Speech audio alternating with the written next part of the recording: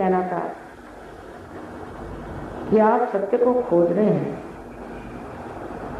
और खोज भी नहीं रहे। बहुत लोग तो यूं ही जाना है मंदिर चले गए, जाना है मस्जिद चले गए, जाना है गुरुद्वारे चले गए। वो ये नहीं जानते क्यों जा रहे। भाई अब सोसाइटी है, समाज है, तो जाना ही पड़ता है माता जी। लेकिन वहां जा करके आप क्या पा रहे हैं, ये कुछ तो कुछ खो ही गया। जो खो गई बात, वो जैसे गुरु नानक के शब्दों में कहें, काहे रे मन खो न जाए, सदा निवासी सदा अलेपा, तोहे संग समान। अब दुनिया भर की चीजें करेंगे।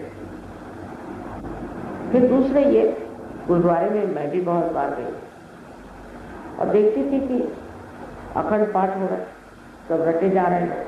अरे कितनी बड़ी चीज कर गए हमारे लिए, इतना बड़ा ग्रंथ साहब, माने एक महान ग्रंथ है, उसके बस लाइनें पढ़े जा रहे।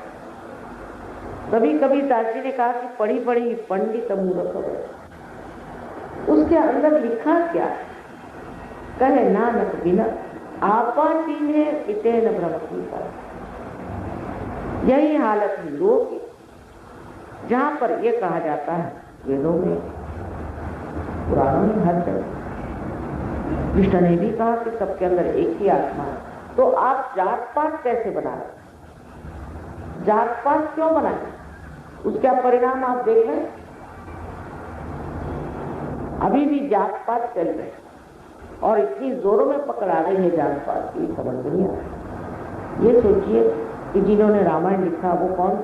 वाल्मीकि, एक डाकू, और वो भी मछियारा। उनको ढूंढ करके रामचंद्र जी ने कहा मेरा रामायण लिखो, और कोई उनको मिला नहीं। कोई शुद्ध ऐसा आदमी नहीं मिला। एक डाकू को पकड़ लिया। और गीता किसने लिखी? गीता जिसने लिखी वो कौन था? एक हिंदी का इलीगल बच्चा, उसने लिखी है। ये बताइए इससे क्या जाएगा? शबरी के बेर खाए हुए में झूठे। ये सब किस लिए थे? उनको क्या जरूरत थी ये सब करने के लिए? सारा नाटक दिखाने के लिए कि जो मनुष्य साधु तत्व को प्राप्त हुआ है, वही जिसने ब्रह्म को जाना है, वही असली ब्राह्मण है। वही ब्रह्म को जानने वाला आज है कौन? मुझे तो कोई दिखाई नहीं देता। तो ये जात बनी कहां? किसी को शूद्र बना दिया, किसी को ये बना दिया, किसी को वो बना दिया। ये जन्म से जात बाद में हुई। तो ये जो हिंदू धर्म की विटंबना हुई है वो तो देख ही नहीं सकते, और उसी के अनुसार सब कुछ अभी भी हम चल रहे हैं और सोचते हैं यही बड़ा हम धर्म का कार्य।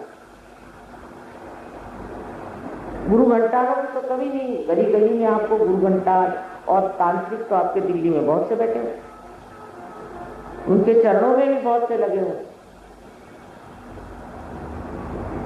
इसके बारे में कितना लिखा गया है कि असली गुरु कौन है।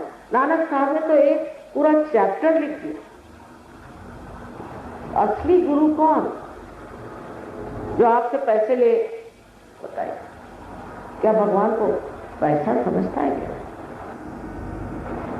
अरे ये तो मनुष्य अपना सरगम बनाया है।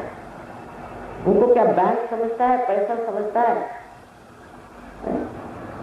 उनको बेच रहे, धर्म को बेच रहे, गप्पे लगा रहे हैं झूठी झूठी, हम ये करके दिखा देंगे, वो करके दिखा देंगे, और तुम्हारे बाप का खजाना वहां गड़ा हुआ है, और तुम्हारे फलाने का ऐसी दुश्मनी है।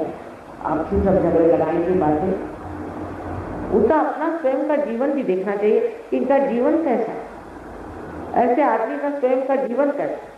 उसके जीवन में कोई शुद्धता है, कोई प्रेम है, कोई समझ है, कोई ऊंचाई है, कोई प्यार है? कुछ भी नहीं। और बड़े साधु बाबा बन के बैठे हो, करोड़ों रुपया इकट्ठा कर लेते हैं।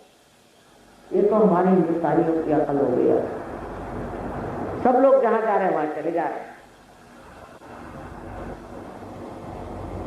एक पुरानी कथाएं थी, उसमें से एक थी कि एक के पिताजी ने कहा कि देखो बेटे, जहां सब लोग जाते हैं वहीं तुम जा।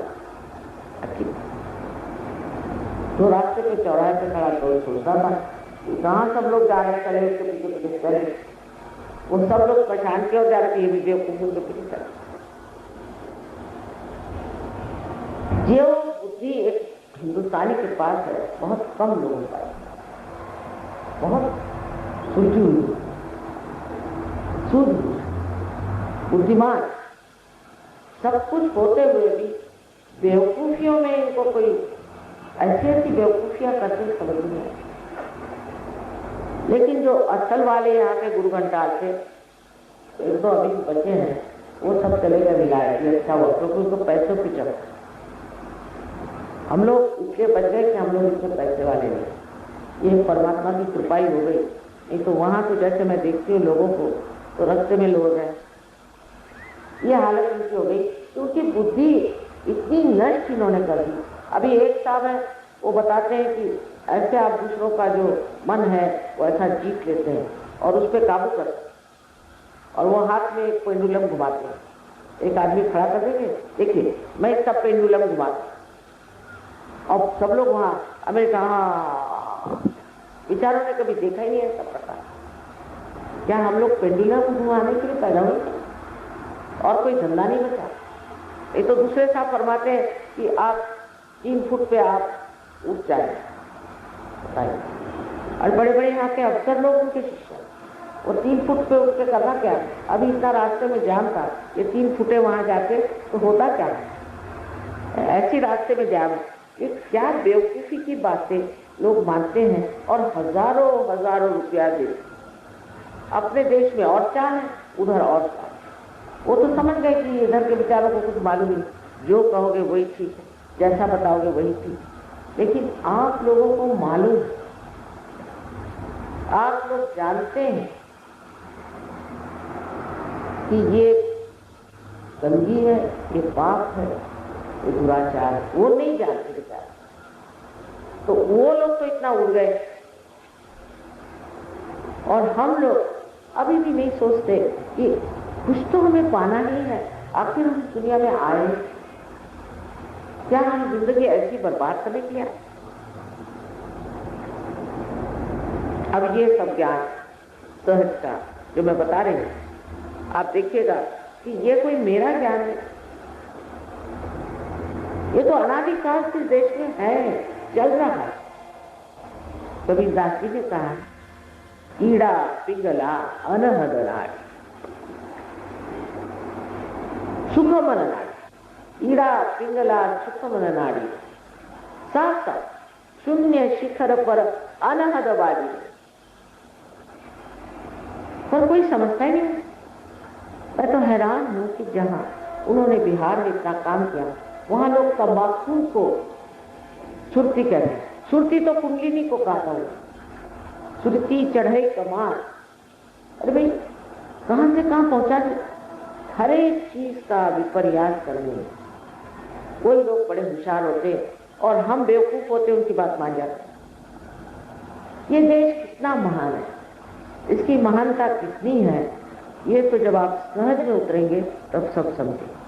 जब ये हमारे विदेशी सहयोगी यहाँ आते हैं तो पहले एरोप्लेन से उतरते इस जमीन को वंदन करते हैं, चूमते हैं, क्योंकि इनको चैतन्य क्या है मालूम। ये चैतन्य को पहचानते हैं और जानते हैं कि इसकी पृथ्वी में से ये चैतन्य बह रहा है। और आप लोगों ने भी कम पुण्य नहीं किए होंगे जो इस पृथ्वी पर आप पैदा हुए।